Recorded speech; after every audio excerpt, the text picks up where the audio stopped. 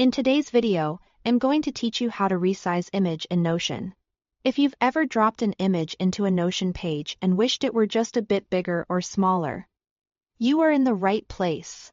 I'll walk you through two simple, built-in ways to resize, and I'll share a few tips so your page looks clean and consistent as you go. First, the quickest method is to resize by dragging. Move your mouse over the image until you see slim black bars appear on the left and right edges of the image block. When those bars show up, click and hold one of them, then drag. Pull outward to make the image wider, or push inward to make it narrower. You'll get a live preview of the change as you move. And when you release the mouse, the new size is set. This keeps the image proportions intact, so you won't accidentally stretch it out of shape.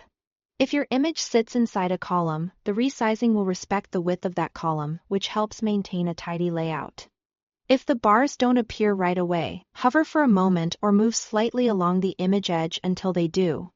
The second method is perfect when you want predictable, consistent sizing without eyeballing it.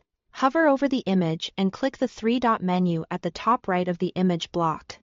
From there, choose a predefined size: small, medium, large, or full width. Small is great for thumbnails or inline visuals that support your text without dominating the page. Medium and large work well for detail you want people to notice, while still keeping room for other content. Full width expands the image across the full content area of the page, ideal for banners, diagrams, or visuals you want to showcase prominently. A few quick pointers to make the most of these options.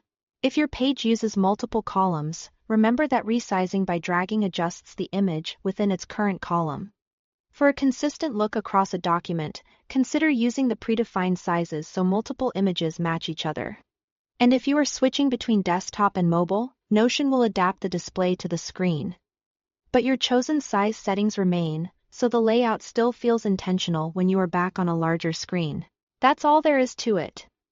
Drag the black bars for a custom width or use the three-dot menu to pick a clean, predefined size. Make a quick adjustment, preview how it looks with your text, and you are done. Thanks for watching.